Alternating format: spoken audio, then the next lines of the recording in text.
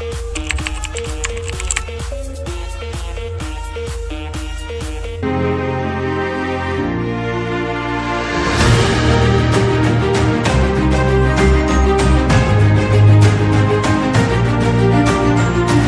है आपका प्रखर नवनीत में। आज हमारे साथ में मौजूद है जो कि बहुत बड़े बिजनेसमैन हैं, जेम स्टोन और ज्वेलरी के व्यापारी हैं। हमारे साथ में जो NRI रह चुके हैं और फ़िलहाल में भारत में अब ये वापस अपने निवास पर रहने लगे हैं। जानते हैं इनसे कि आखिर इनके व्यापार की शुरुआत कैसे हुई, जेम स्टोन को लेकर किस प्रकार से इनका कारोबार है। सर सबसे पहले तो आपका स्वागत है।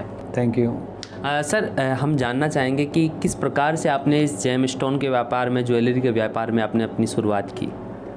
मैंने 18 साल से, मैं जब 18 साल का था तब से मैंने ये व्यापार को सीखने की कोशिश की और काम करने की कोशिश करी। उसी टाइम से हम धीरे धीरे उसको स्टार्ट किया और 20 साल का जब मैं था तो एक विदेश में जाके और उसको अपने माल को सेल करने की कोशिश करी, कस्टमर्स बनाने की कोशिश करी। धीरे धीरे मैं वहाँ सेटल हो गया। यहाँ रेगुलर आता भी था, यहाँ का भी बिज़नेस संभालता था और फिर 83 से मैं वहाँ सेटल हो गया। 18-20 साल की उम्र में मात्र एक नौजवान लड़का उस ज़माने में बाहर चला जाता है और वहाँ से कस्टमर पकड़ के और अपने व्यापार की शुरुआत करता है।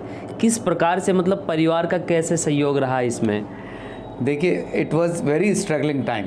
मतलब परिवार का तो हमारे दादाजी बहुत ही इनोवेटिव और बहुत ही अच्छा मानते थे। हालांकि उस टाइम हमारा पारिवारिक बिजनेस भी बहुत अच्छे शिखर पे था, लेकिन मेरे को कुछ अलग करना था, अपने परिवार से कुछ हट के, विदाउट सपोर्ट मेरे को कुछ करना था, मेरे को अपने आप को निकल के आना था। तो दैट आई थिंक, और मैंने उसको धीरे धीरे पूरे स्ट्रगलिंग के साथ, पहले के 15 साल बहुत स्ट्रगल रहे, बाद में फिर सेटल हो गया। 18-20 साल की उम्र में आप जैसे बता रहे कि परिवार का सपोर्ट तो रहा, लेकिन कहीं ना कहीं तो ऐसा वक्त आया होगा जिस दिन ऐसे लगा कि यार ये बात परिवार को नहीं बता सकते, लेकिन है परेशानी का सबक, तो वो क्या रहा? 2 बार ऐसा बहुत बड़ा नुकसान खाया मैंने, विच वॉज मतलब अनबेरेबल था। मैंने परिवार को इमीडिएट नहीं बताया, लेकिन थोड़े दिन बाद बताया, बट भगवान की और गुरु महाराज की ऐसी असीम कृपा रही कि वो सब सेटल आउट हो गया। सर आज आपका व्यापार काफ़ी बड़ा, लंबा चौड़ा हो चुका है, साथ ही साथ आपके एक गुरु हैं जिनके प्रति आपकी बहुत गहरी आस्था है। एक बार उन गुरु जी के बारे में आप कुछ बताना चाहें? सब गुरु जी के बारे में अगर मैं बताना चाहूँगा तो आपका ये इंटरव्यू फेल हो जाएंगे। मैं घंटों और दिनों बताऊंगा तो भी कम पड़ेंगे। कुछ ऐसा थोड़ा सा बता दीजिए जिससे कि दर्शक भी गुरु महाराज के बारे में जान पाएँ। सर मेरी तो, मैं क्या बताऊं, मैं बचपन से उनकी कृपा मेरे पे बनी रही और कई बार मेरी जान बचा के लाए हैं। मैं एक बार तो ऐसी जगह फंस गया जहां मेरे को किडनैप कर लिया गया था। पूरा मेरे पिस्टल और उस पे मेरा माल सारा खोस लिया था।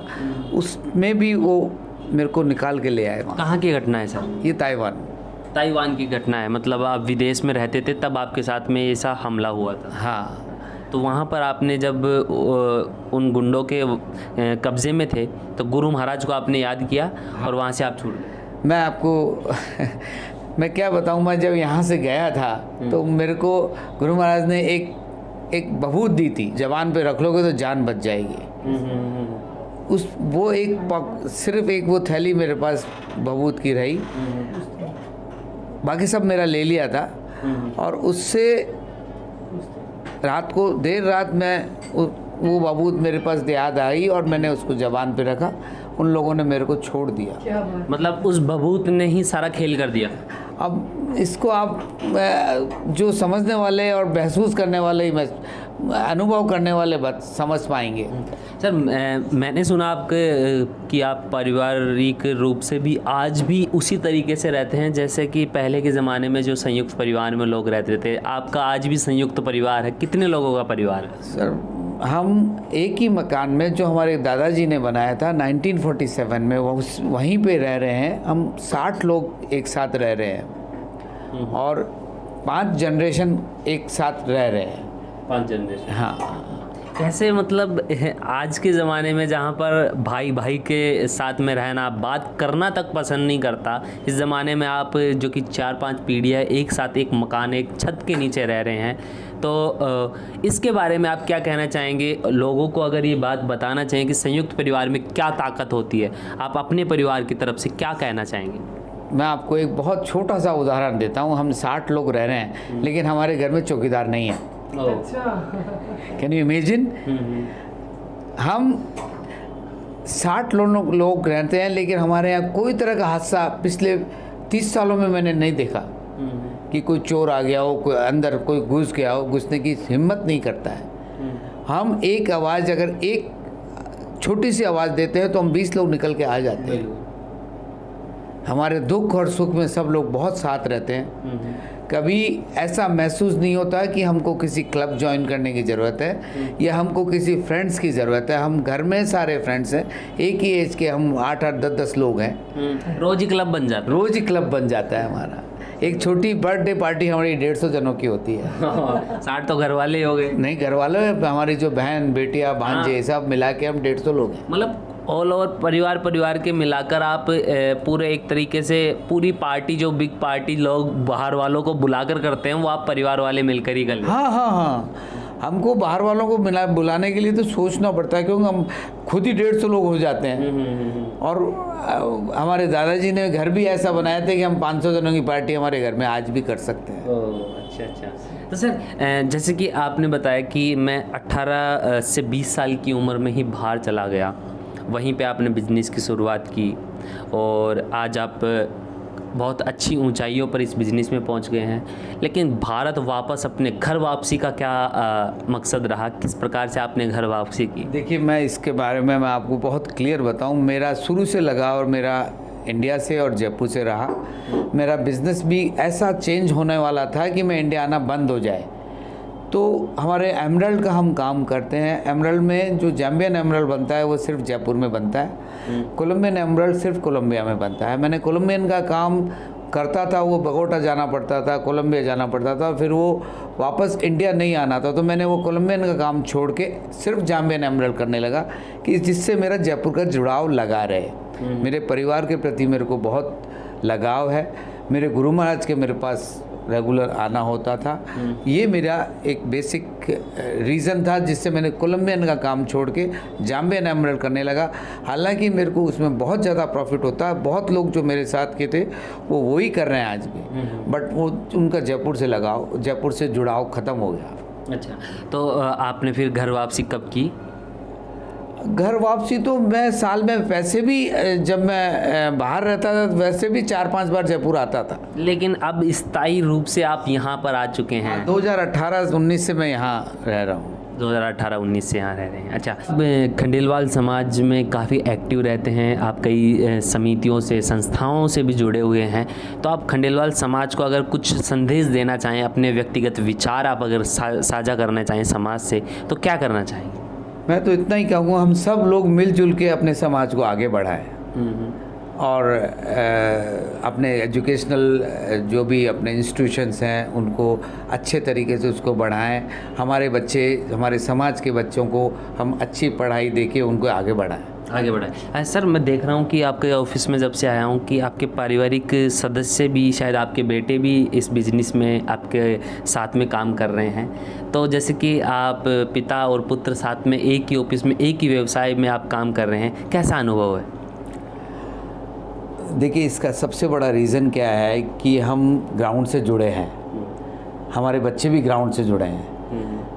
वो हमारे बीच में कोई तरह का टकराव नहीं है। एज का जो टकराव हर किसी भी जगह पे होता है वो नहीं है। मेरे जो स्टाफ है वो भी 35-35 साल से स्टाफ है और उनसे भी बच्चे वैसे ही डील कर रहे हैं जैसे मैं कर रहा हूँ, और वो भी बच्चों की तरह डील कर रहे हैं। तो it is a family business, it is a बड़ा अच्छे माहौल में हम काम करते हैं। सर, आप जो कि बाहर चले गए थे, वहीं पे बिज़नेस की शुरुआत की, तो हांगकांग में रहे आप, उसके साथ साथ आप बैंकॉक में रहे।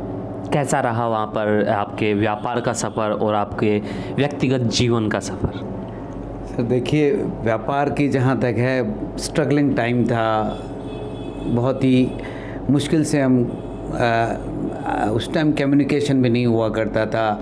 फैक्स आया तो बहुत बड़ा अच्छा लगा, बाद में मोबाइल तो बहुत लेट आया था, तो फुल स्ट्रगलिंग टाइम था, बट वी पास किया और हम आगे बढ़ गए भगवान और गुरु महाराज की कृपा से।